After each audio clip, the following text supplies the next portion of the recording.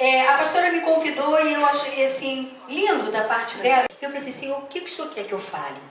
E ela me deu o tema de fato. Então, quando nós vamos levar a palavra, pelo menos eu também tenho esse conceito, se o Senhor não tratar o meu coração, se o Senhor não esmiuçar a minha vontade, se o Senhor não esmagar o meu eu, não é essa palavra que Ele quer trazer. E eu falei assim, agora, é ano de festa, né? E como ela falou aqui tão bem, é o ano em que vai entrar assim de vitória, pensando nos amores, nas conquistas. O que o Senhor quer fazer conosco nessa tarde? Então Deus me levou para 3 personagens. Eu gosto muito de falar sobre a vida de mulheres. Amo, lido com elas, gosto de falar. Mas também, de vez em quando, eu gosto de ver assim, aqueles homens que, sabe, tinham tudo na mão para fazer um bom trabalho, para deixar a história diferente e eles erraram o alvo. Mas eu não gosto porque eles erraram o alvo, não. Eu gosto porque eu vejo a minha fragilidade e vejo que eu também estou sujeita a isso. Então eu tenho a palavra de Deus como um alerta. Olha, cuidado. É isso que a palavra diz? Aquele que está em pé, cuidado. Ó, pode cair. Não diz que você vai cair, mas pode.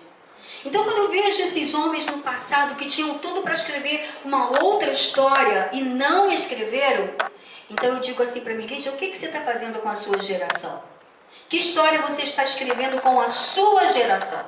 Então, eu gostaria de ler com as irmãs um versículo. Isaías, capítulo 26, o verso 3. Então, nos diz assim a palavra de Deus. Tu, Senhor, conservarás em quê? Em perfeita paz. Olha como é que Deus é lindo. Aquele cujo coração é o quê? Firme. Firme no Senhor. Eu falei assim, oh meu Deus, como eu preciso ter o meu coração firme no Senhor e não na circunstância. Mas como é difícil hoje, nos dias em que nós estamos vivendo, ter essa firmeza. Porque é muito fácil olhar a circunstância. Eu não sei, de repente a pastora deve ter conhecido esse louvor, algumas irmãs também, mas é quando, mais tempo, né? Quando eu digo assim, mas aquele louvor do passado, e meus filhos fazem assim, eu pego assim neles, ó, dizendo que eu passei, né? Mas houve um louvor em que as igrejas cantaram, de vez em quando a gente escuta pelo rádio, que diz assim, essa paz que eu sinto em minha alma, não é porque tudo me vai bem. Essa paz é por quê?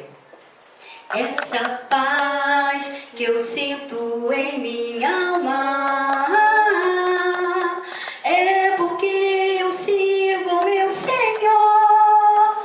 Oh, não olho as circunstâncias, olha o seu amor não me guio por vista.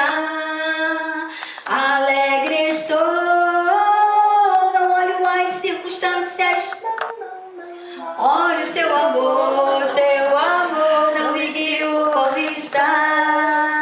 Alegre estou.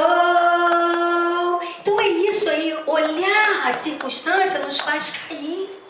Olhar a circunstância nos faz perder Jesus de foco, tirar o foco de Jesus.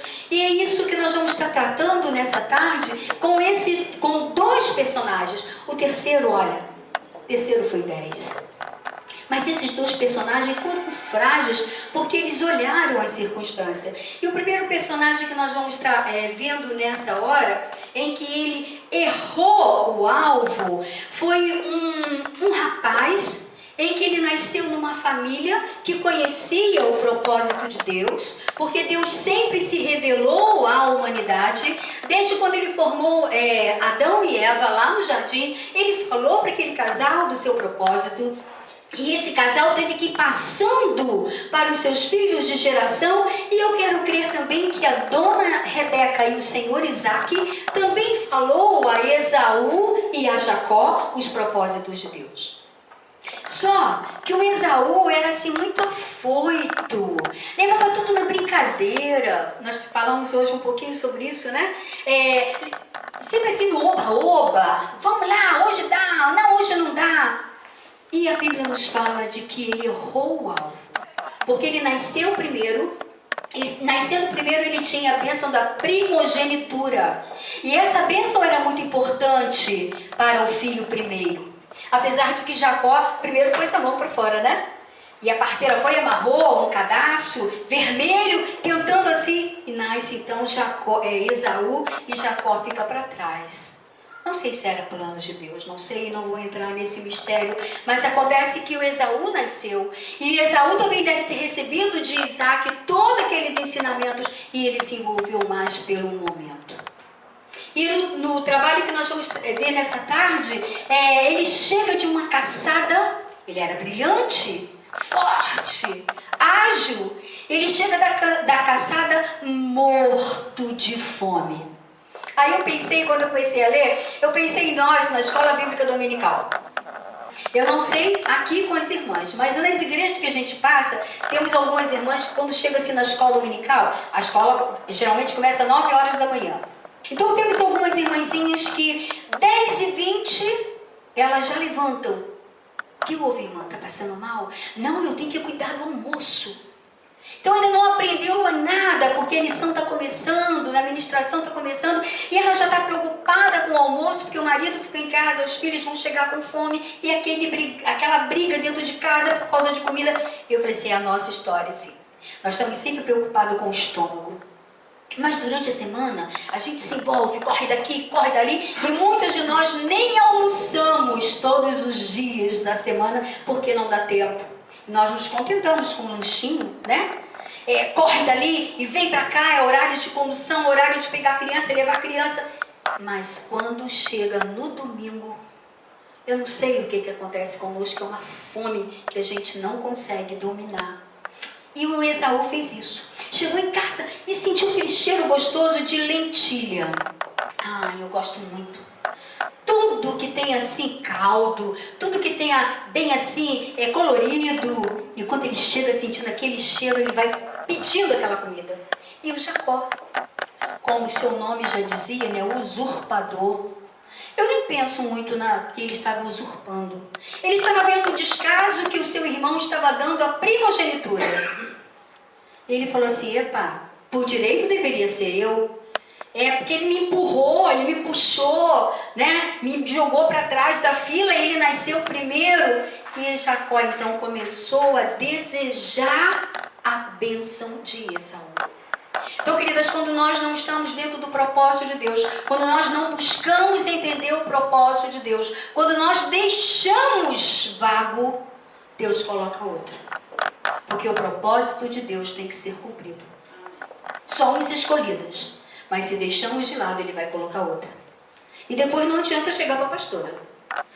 Pastora Nazaré, essa função era minha. Desde que a igreja foi fundada, eu é que gosto de fazer isso.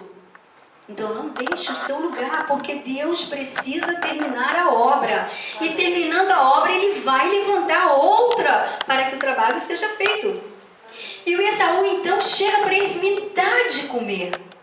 Jacó faz então uma proposta para ele. Jacó era muito bonzinho. Te dou. Primeiro, vende para mim o direito da tua primogenitura. Não só falando em valores, em bens materiais que o Esaú teria mais do que Jacó, mas também o privilégio de dar continuidade na família, de tomar conta da família, da sua geração. Não estava nem aí. Ele, para que eu vou querer primogenitura, que eu estou com fome? Me dá logo essa comida, me dá. Jacó vende primeiro. Negociante. Eu sou negociante. Eu também vendo. Eu vendo Tupperware, eu vendo Raco, eu vendo Rinodê. Mas eu sei também fazer negócios.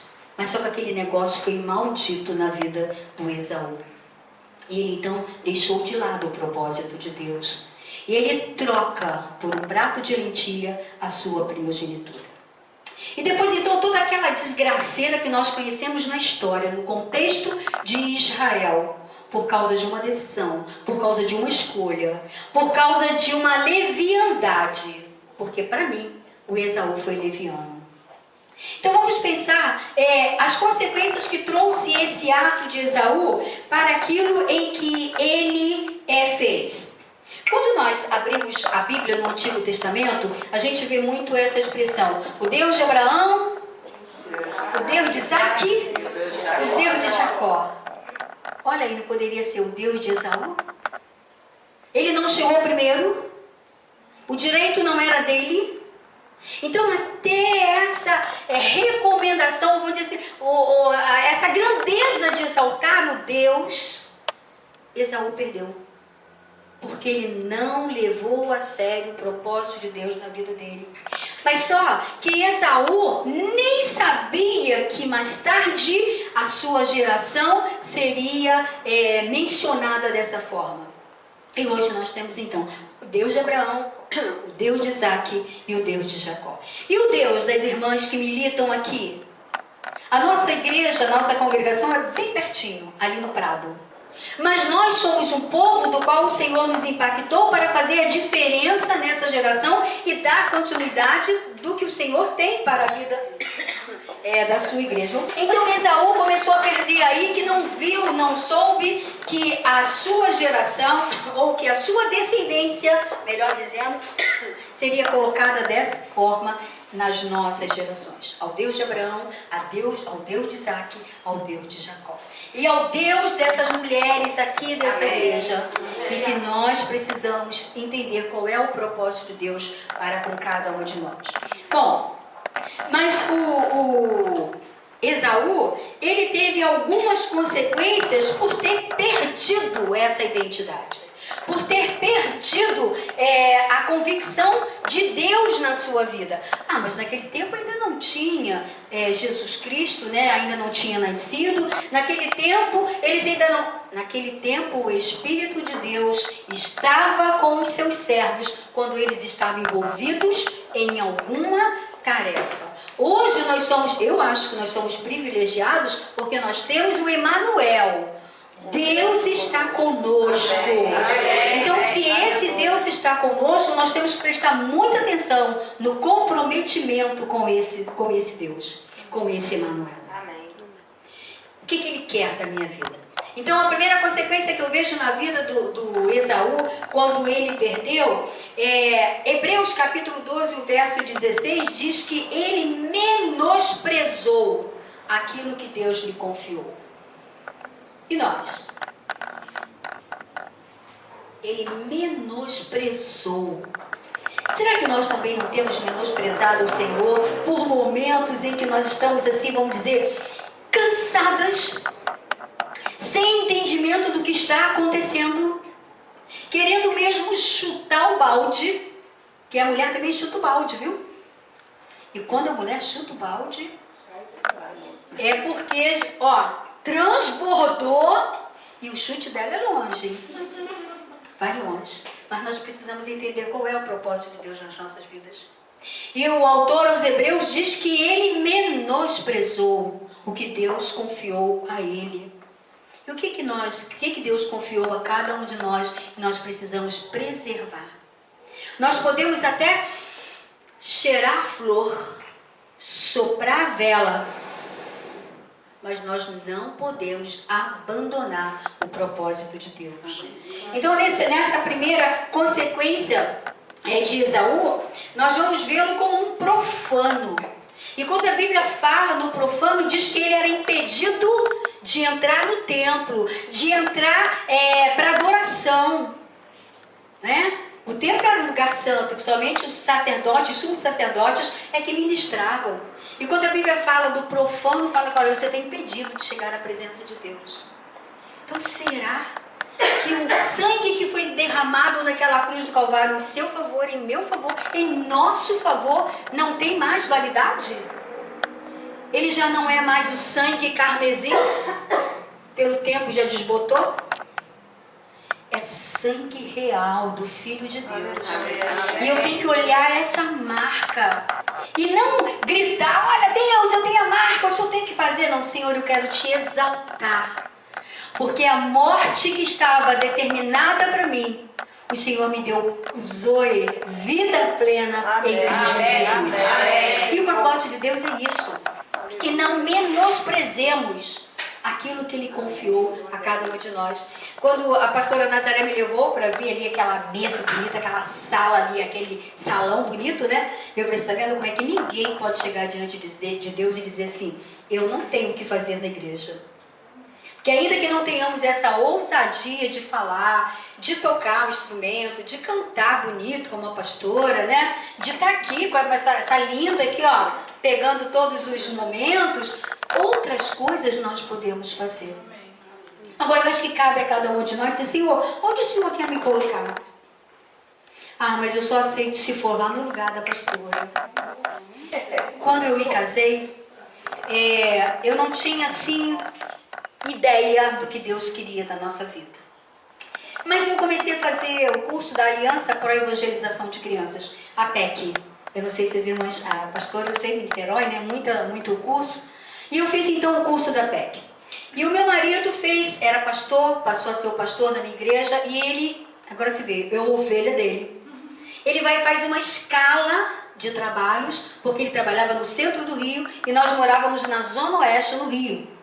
De trem, uma vida. E ele me colocou então na escala. E teve um dia que eu chorava. Eu abri a Bíblia de Gênesis e Apocalipse, eu não achava nada. Eu sentada no chão, eu chorava tanto. Nós tínhamos voltado do Paraná, fomos morar em Curitiba, no Paraná. E eu disse, pai, eu não sei fazer. Pai, meu pai era presbítero, falou assim, calma filha, calma, eu faço para você. Que alívio. Meu coração assim, ó, transbordou. Como é bom ter um pai na presença de Deus. Amém. Fiquei toda feliz. Aí o pai falou assim, você dirige e eu falo para os irmãos. Ótimo. Floriano só ia chegar depois, quase acabando, talvez até fechando a igreja eu descansei. Só que esse dia os trens foram ótimos. Andaram no horário, em cima do trilho, sem nenhum impedimento. E ele chegou. Ficou, a minha igreja ficava assim com a porta do lado, aberta, quando era reunião de oração. E ele chegou, ficou então assim, do lado, acompanhando o movimento, né? Quando terminou, ele entrou, aí eu soprei a vela. Ele sentou, ele orou, eu terminei, né? Sentei do lado dele, aí ele falou assim, que vergonha. Eu venho do centro do Rio esbaforido para ouvir a minha mulher pregando. E ela coloca o pai doente, velho, sendo covarde com o pai. Morri. Eu falei assim, meu Deus, não quero mais ser mulher de pastor. Não vou mais ser mulher de pastor. E eu estava em tratamento de saúde, e a minha irmã mais velha morava próxima à igreja e ela aplicava as injeções. Eu levei antes do culto, levei a injeção e ela chegou, preparou, ainda era aquela seringa que tinha que ferver tudo, né? E ela preparou tudo, eu entrei, aí, agora você vê, Cleia, vê se pode uma coisa dessa, olha a covardia da tua irmã para com teu pai. Eu olhei para a cara dele, gente, eu olhei para minha irmã, saí correndo da casa dela. Ela, volta aqui! E a injeção espirrando. Volta aqui! Jogou a injeção fora, claro, né? Fui pra casa. E era assim uma rua comprida. E eu corria tanto. E eu tinha pavor, tenho pavor de cachorro. Mas eu não vi nenhum cachorro. Eu ouvia, mas ninguém estava perto de mim. E eu corri. Quando eu cheguei na casa da minha mãe, bati na porta. Quando a minha mãe abriu a porta, eu caí. Caí desmaiada. Eu falei, aí minha mãe me pegou, meu irmão me pegou, me botou, levou pro quarto. Quando o Floriano me viu desmaiada, ele quase morreu, né? Ele, vou apanhar da sogra agora. Ele falou, aí mamãe, Floriano, não faz isso. Ela gosta de trabalhar com criança. O propósito dela para te ajudar é trabalhar com criança.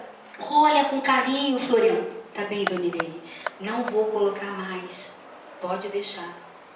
Eu fiquei acreditando. Quando chegou no mês seguinte, meu nome estava lá.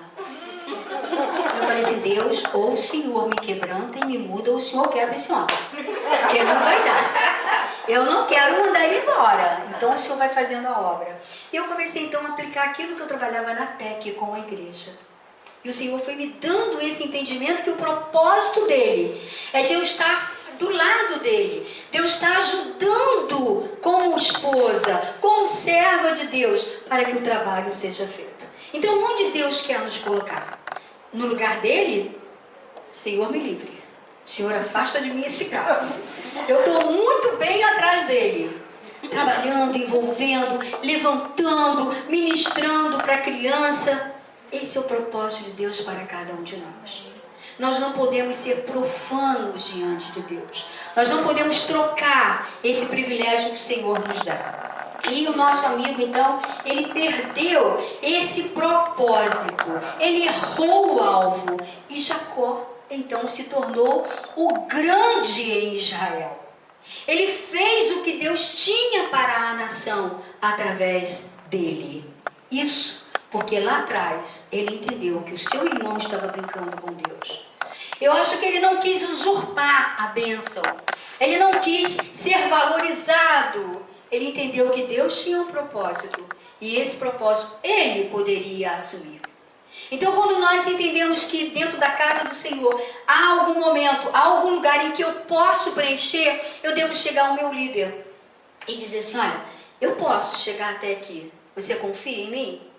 Você me autoriza? Você derrama sobre mim a sua unção para que o trabalho seja feito? Então, Esaú nos mostra, e Jacó também, que o propósito de Deus, haja o que houver, precisa ser firmado, porque outras gerações estão vindo e gerações que precisam conhecer Deus. Amém. Então, o segundo personagem que eu gostaria de comentar com as irmãs é Sansão. Quantos conhecem Sansão? Todo mundo? Muito bom! Então, o Sansão também, tremendo, veio de uma mulher estéril, como Esaú. Então, Deus nos mostra que quando há esterilidade, Ele pode fazer um milagre. Eu não sei, de repente a nossa terra está estéril, mas Ele pode fazer brotar. Amém. Porque Ele é o Todo-Poderoso. Ele é o Adonai. Ele é o Roi.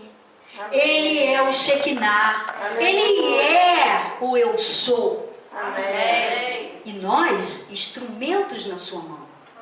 Então, o Sansão também, vindo de uma mãe estéril, e já prometido do ventre ser consagrado a ele. Então eu acho que o Sansão, enquanto estava diante dos olhos dos seus pais, o seu relato está lá em Juízes, a partir do capítulo 14, quando ele estava diante dos olhos do pai, ele foi. Mas quando ele achou que a força era o seu domínio, ele achou que ele podia, né? Ele podia brincar com Deus. Ele podia brincar de que era forte. E ele então errou o alvo. Ele brincou. Se me amarrares. Se fizeres isso. A força não estava no cabelo de Sansão. A força estava no voto de consagrado ao Senhor. Nazireu. Isso que nós precisamos entender. Quem foi que te consagrou? Foi o Senhor? Ou foi o seu líder? O seu líder estava envolvido ou está envolvido com o Senhor, na vergadura do Espírito de Deus. Então é só Elias e Eliseu, né? Passando a autoridade. Não, eu fui consagrado ao Senhor. E o Sansão, ele brincou com isso também. Sansão, no hebraico, significa pequeno sol. Agora vejam, vamos ver como é que ficou o Sansão? Você pega a sua Bíblia lá em Juízes, a partir do capítulo 14, você vai conhecer a história do Sansão. E ele então começa a brincar com Deus, e o inimigo tem a porta aberta para pegar esse homem de Deus. Então veja bem, quando nós deixamos portas abertas, brechas, Satanás ele vem. O líder, a líder, ele vem. Porque a Bíblia diz que ele está como? Ao nosso derredor. Então olha só, o derredor. Mas diz que os anjos do Senhor estão ao nosso redor. Então eu tenho que dar ouvidos a esse Senhor. Eu tenho que estar com meus olhos postos na ação desses anjos, para não deixar a porta aberta. Mas não deixar uma brecha. Às vezes eu deixo a ira, né? Quando eu agasalho a ira, a mágoa, o rancor, a maldade no meu coração. Quando eu uso os meus métodos eu deixo portas abertas. E Sansão fez isso. Ele deixou com a sua força. Uau, eu tenho a força, o meu cabelo, ele é demais.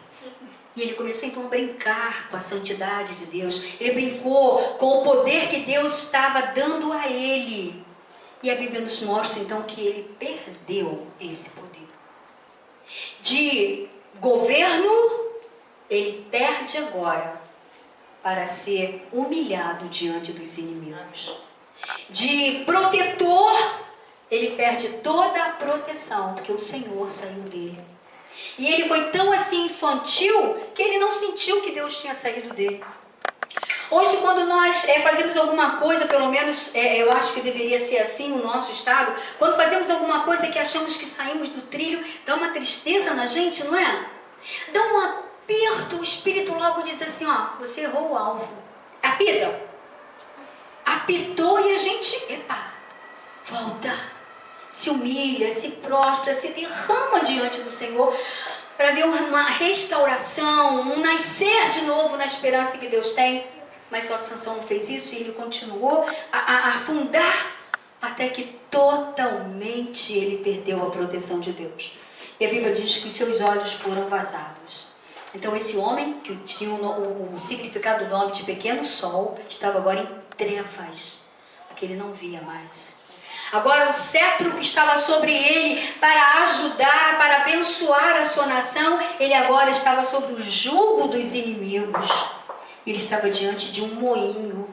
Eu fico imaginando dia e noite, ele sem saber quando era, segunda, terça, quarta, quinta, que horas, manhã, tarde, noite. Mas a Bíblia nos fala que no último momento de Sansão, houve uma restauração na comunhão dele com Deus. Então não é como nós começamos, é como nós terminamos. É como nós terminamos. E Sansão então naquele momento ele se prostra diante de Deus. Ele se arrepende. Senhor, eu fui muito anta. Eu errei um alvo. Mas me ajuda.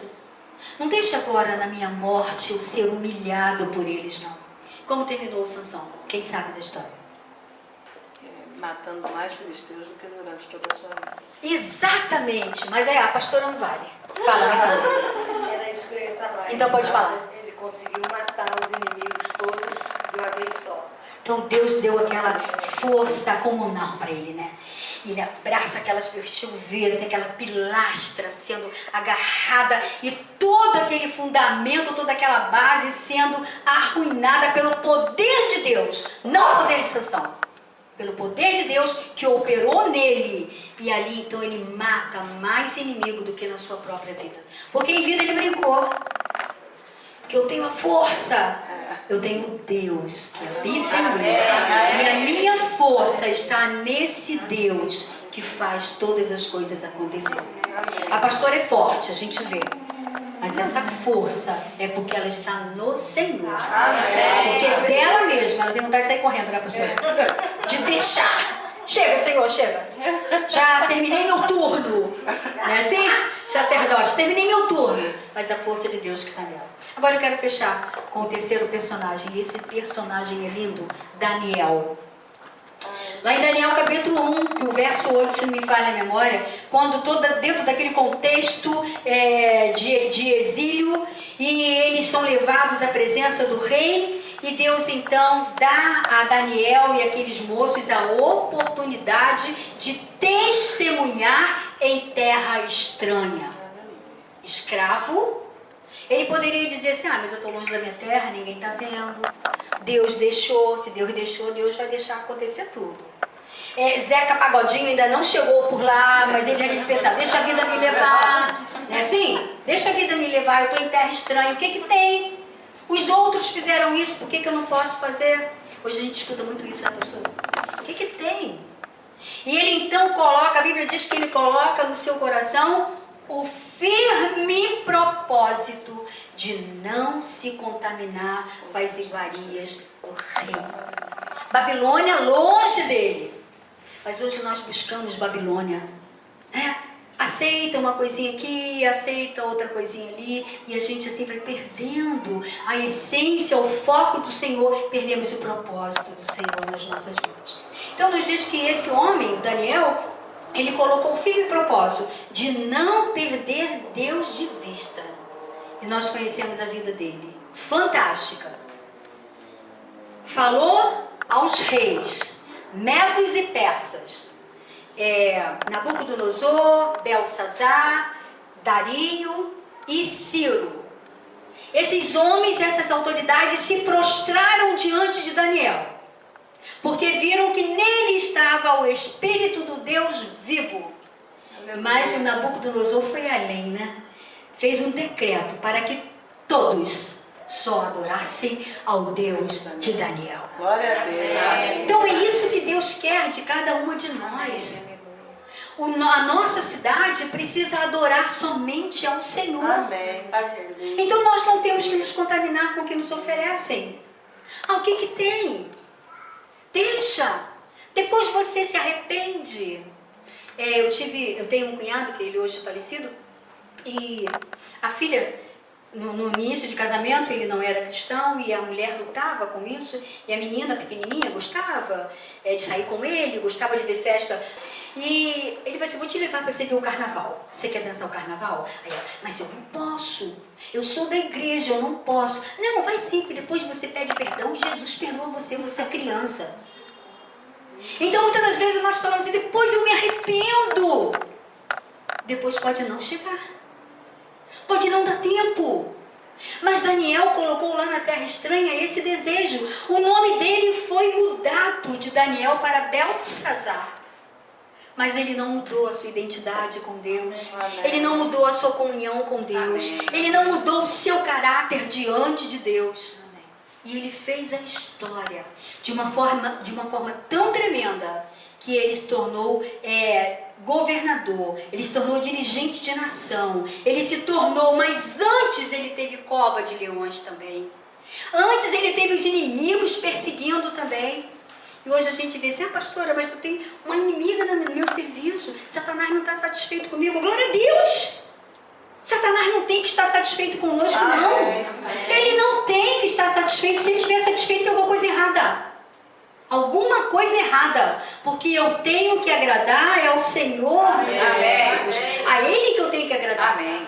Ai, pastora, ora por mim, pastora, porque estou passando por uma perseguição, pastora. Ora, a Bíblia diz que Daniel ia para o seu quarto e 3 vezes ao dia ele orava. Você não pode sair do seu serviço e orar, né? Mas onde você estiver, os seus pensamentos pode chegar ao trono da graça do Senhor. E melhor ainda, porque Satanás não conhece os nossos pensamentos. Quando nós falamos, ele escuta, né? Os agentes dele escutam e levam. Mas quando é aqui, ó, é só você, só eu e Deus. Então Daniel nos mostra que podemos sim fazer o que Deus quer que façamos. Então a gente viu na vida do Esaú um aborto. Sabemos o que é aborto? Perda. O que mais? É o impedimento de uma vida, não é? Muitas provocados e outros espontâneos. Esaú abortou o propósito de Deus na vida dele. Vimos em Sansão o abuso. Olha o outro aí. O abuso, ele abusou do poder que Deus colocou sobre ele, da autoridade que Deus deu a ele. Ele abusou. Mas só que a gente vê em Daniel que ele alcançou a vitória. Amém. Daniel alcançou. Será que Deus estava com mais poder no tempo de Daniel? Será que foi isso? Houve obediência, houve entendimento, houve mansidão na vida do Daniel. E é isso que Deus quer fazer nas nossas vidas. Ele quer, olha, vai continuar. As lutas vão continuar. Eu não vim aqui profetizar ruína não, tá? Mas as lutas vão continuar, porque Jesus falou: no mundo tereis aflições. Opa! Tem de bom ânimo. Por quê? Por quê? Eu venci. E Jesus diz que o que ele recebeu do Pai, ele transferiu para a sua noiva, para a sua igreja. E essa transferência veio com a assinatura de Deus. Não é isso? Essa comunhão de Deus com o filho, do pai com o filho. Se o filho pediu, o pai assinou. Então nós podemos alcançar a vitória nos dias que nós estamos vivendo de luta, nos dias em que nós estamos vivendo os milésimos de segundos em que Jesus está voltando e Satanás furioso. Mas nós podemos ser mais que vencedores, porque é promessa do Senhor. Glória a Deus. É promessa dele para a igreja dele. Então a pastora será renovada a cada manhã. E esse renovo ela estará passando para todas as suas ovelhas. E as suas ovelhas passando para aqueles que estão ao seu redor. Primeiro a sua casa. Eu não posso alimentar meu vizinho se eu não alimentar a minha casa. Vamos pensar nisso. Queremos alcançar os confins da terra quando nem estamos alcançando aqui Judéia, Samaria. Vamos prestar atenção nisso. Estamos deixando a nossa casa. Primeiro lugar que eu preciso alcançar é a minha casa. Conhece a música? Minha casa será reconhecida. Conhecem? Minha casa será um pedaço dos céus. Acho que é Estela que canta, né? Onde Jesus tem prazer em ficar, onde o Espírito Santo habita, onde há prosperidade, amor e vida. Olha, é isso, pode cantar. É isso que o Senhor quer fazer do nosso lar a sua morada, da minha vida, da vida da pastora, da vida de cada um de nós. Mas eu preciso entender, Senhor, o que eu tenho que tirar? O que eu estou trocando? É lentilha? É a internet? São as emissoras de televisão? Aquilo que não edifica? Um dia desse eu cheguei para o meu filho chegou lá com uma mensagem do WhatsApp. Mãe, vê isso aqui. Quando eu olhei a mensagem, eu olhei para ele. Você não me mostrou isso não? Mostrou mesmo? Ele ficou vermelho. Ele, mãe, eu nem sei quem me mandou. Eu falei assim, mas não era nem para você ver e passar para mim. Pode tirar isso daí. Aí eu falei assim, meu filho, o Senhor está vendo. O Senhor também lê o WhatsApp. Antes de você receber, Ele já sabe que você ia receber. Ele só quer que você seja fiel a pagar. E às vezes a gente ainda reproduz, né, Amanda? Encaminha. Caminha para todo mundo. Será que é isso que está ocupando o lugar do Senhor e eu não estou ali de joelhos? Não estou no meu quarto de oração? No meu quarto de guerra? Será que não é isso que está faltando? Para o Senhor manifestar a sua glória? Acha que nada do Senhor pode ser visto pela sua igreja. Mas quando houver arrependimento, quebrantamento, busca na presença do Senhor. Eu falei no início que a pastora, ela, como é que eu usei a expressão? Se perdeu, não foi se perdeu, quando ela falou assim, usa do tempo, da palavra, ela vai falar, e pensa, ai meu Deus, ela não sabe o que ela está fazendo. Porque uns são pregadores, e eu sou faladeira. Então a gente vai falando, e não dá vontade da gente parar. Porque o Senhor quer de nós esse compromisso. Podemos ser, sim, uma orando pela outra, uma sustentando a vida da pastora, uma outra sustentando a outra família. E esse lugar pode ser reconhecido como a igreja de Cristo que está nesse lugar. Depende de vocês. A pastora se prepara, a pastora está pronta, está na torre, mas vocês também. Se olharmos Esaú, se olharmos Sansão, a gente erra o propósito, mas vamos olhar Daniel. Amém. Colocar firmemente o propósito de não se contaminar. Seja o que for, lá era a comida do rei, que antes era oferecida aos deuses da Babilônia. Daniel, sai de mim, essa coisa não me pertence. Mas hoje a gente diz, não, mas comigo não tem nada não, eu oro e o Senhor muda. Cuidado, eu não duvido do poder da oração. Mas eu não tenho aqui atentar a Deus, ou tentar Deus, eu não tenho. Não faz parte de mim, eu não preciso disso daqui. Se fosse para salvar a minha vida, eu sei que o Senhor transformaria. Não é assim? Mas se não é, deixa para lá. Então, o tema, que desça, que não falte. Deixa eu pegar aqui para poder falar junto. Estejam sempre alvas. Estejam sempre alvas as suas vestes. Não falte o óleo sobre a Sua cabeça. O óleo é unção. E nós já temos o Espírito de Deus em nós. Amém. E esse Espírito, ele não sai, não. Eu posso trupicar de boca aberta e ele não vai sair. Agora, ele pode ficar lá, quietinho no canto. Se eu começar a abortar os propósitos dele, brincar com os propósitos dele, aí eu vou perder. Vou perder como Esaú, vou perder como Sansão. Mas eu quero ganhar como Daniel. Amém. E sobre essa igreja, sobre a tua vida, pastora, esteja a bênção do Senhor. Amém. Muito obrigada. Amém.